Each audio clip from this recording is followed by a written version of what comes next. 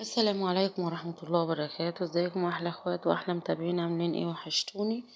الامتحانات خلصت وقلت اروق العيال كده نخرجهم فسحة في اسيوط. نزلنا بنات نادي الاطباء. رحنا كده، روقنا على العيال وطلبنا اكل طبعا و... واول ظهور العيال على القناة، وهنشوف حاجات كتيرة في الفلوج ده ان شاء الله هتعجبكم. وده كان منظر نادي الاطباء باسيوط. واللي يشوف الفيديو كمل الفيديو للاخر عشان تستفادوا. حطوا لنا لايك صلوا على النبي في الكومنتات. اللهم صل وسلم وبارك على سيدنا محمد وعلى اله وصحبه اجمعين. وحشتوني جدا جدا جدا من اخر فيديو نزلناه.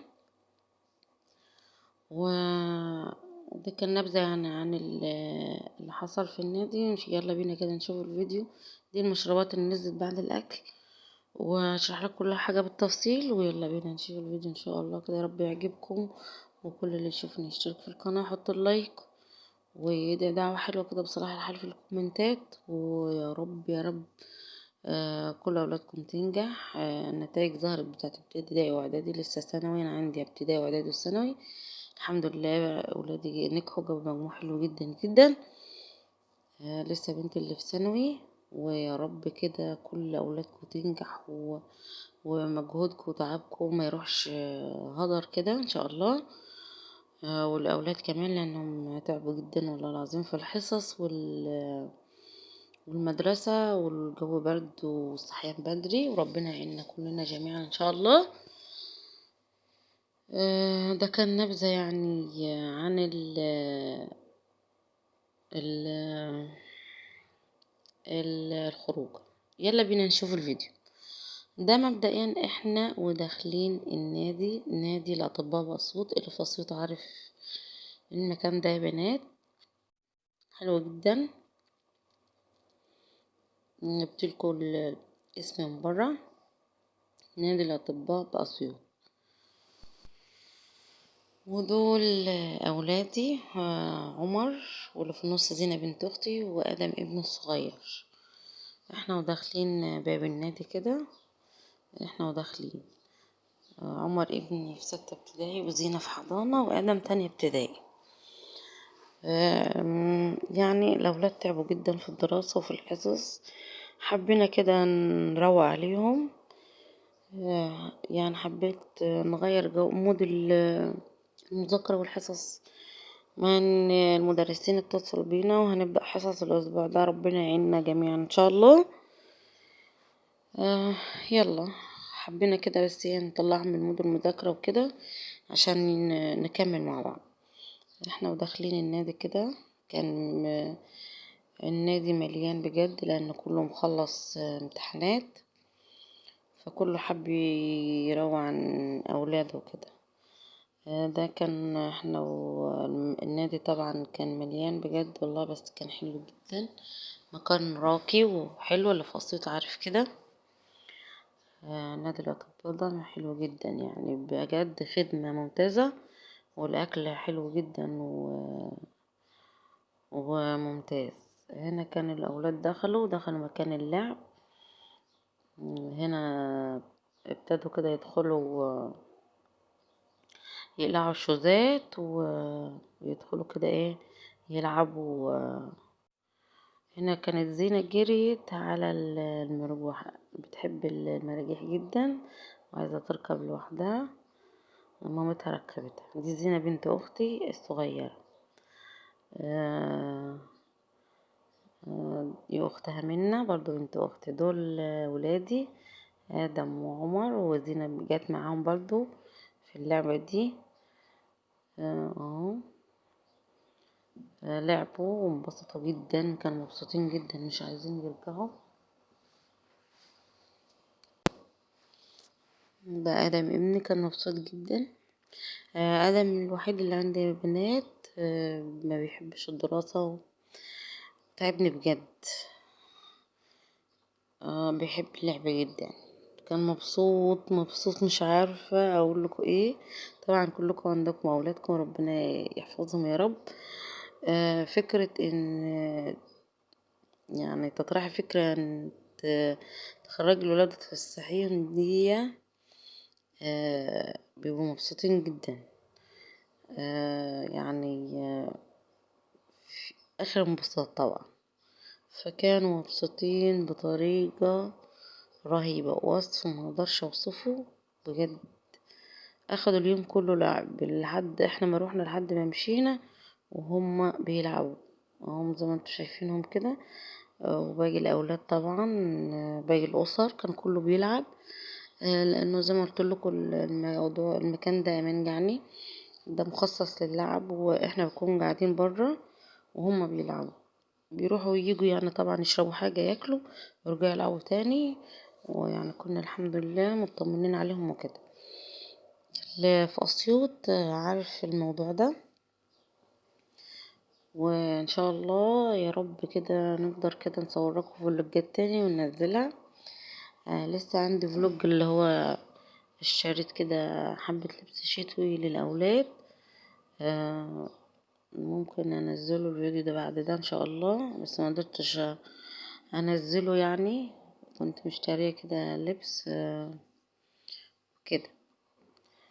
فاللي يشوف الفيديو كامل للاخر ان شاء الله هيعجبكم بجد. حطولنا اللايك وصلوا على النبي في الكومنتات، وقولنا دعوة حلوة يا رب يخلي لكم اولادكم جميعا.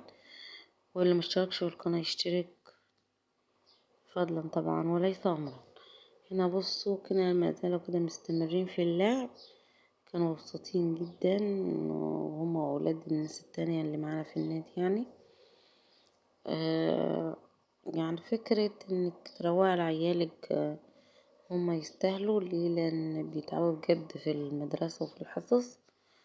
فعشان ما يفصلوش مننا يا جماعة، لازم نحاول نخرجهم مرة واتنين عقبال الدراسة كده ما تبدأ، عشان يقدروا يوصلوا معانا ويكملوا. الولاد ما تملش، يكون في تحفيز. يعني مثلا يا ولاد روحوا ذاكروا، ولو كملوا روحوا المدرسة والحصص وفي فسحة، بنديهم كده تحفيز.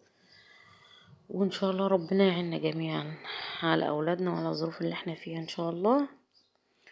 ربنا يكملها بالستر كده علينا. دي الالعاب اللي موجودة يعني، كانت في النادي كذا لعبة يعني. ف يعني انت هتدخلي تلعبي كل الالعاب اللي نفسك فيها بمبلغ يعني حلو، مش غالي على فكرة. آه، حلو والله الاسعار. هنا كنا احنا قاعدين طبعا على الترابيزة دي اللي انا قاعدة اصور عليها. وهنا اغلب الناس كلها قاعدة طبعا. كنا لسه بنطلب الاكل، طلبنا الاكل يعني على بال ما يعني ينزل. هنا كنت بصور لكم البحر، احنا قاعدين جنب البحر. كان مكان حلو جدا يعني. بس كانت الدنيا دي بنتي، برضو بنتي كانت قاعدة جنبي الكبيرة، وانا والولاد كانوا بيلعبوا. بس الجو كان برد جدا جدا. الاكل نزل يا جماعة. انا كنت طالبة فراخ مشوية، نص فراخ مشوية وطحينة وسلطة. هنا بنتي الكبيرة طالبة مكرونة نجرسكو وبطاطس. وباقي الاولاد طالبين بيتزا وكريب وبرجر. الاكل كان طعمه تحفة بجد، حلو ونضيف، واسعاره حلوة معقولة يعني، مش غالية بجد، حلوة. اكلنا وانبسطنا وهم الاولاد. بعد كده بعد الاكل بنص ساعة طبعا طلبنا المشروبات. هنا كانت الاضاءة مش عالية. وبعد كده ما كانش في نور جنبنا. بعد كده النور جه طبعا بعد اهو. طلبت انا شاي طبعا، لازم بعد الاكل شاي، دي عادة مقدرش ابطلها.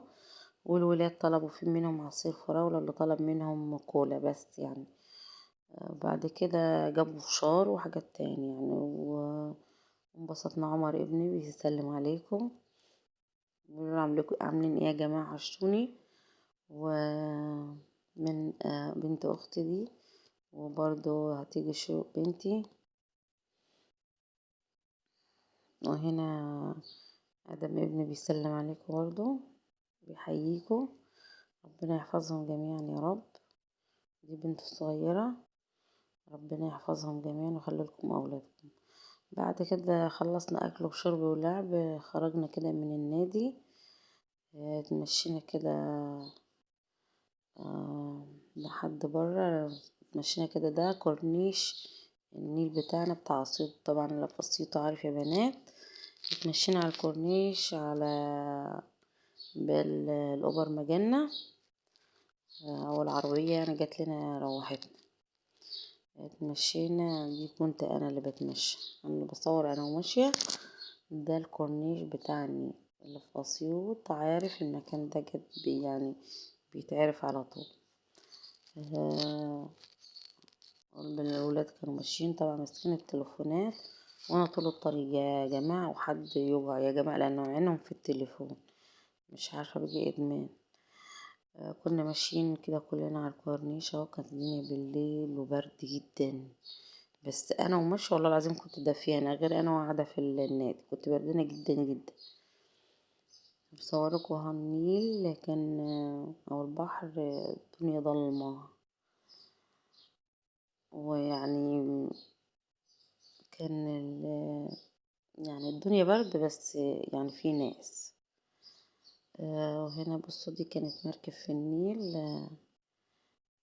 منورة طبعا، الناس بتركبها وبتاخد بيها لفة، برضه تحفة حلوة جدا، وتكون حلوة في الصيف يا بنات عندنا حلوة جدا.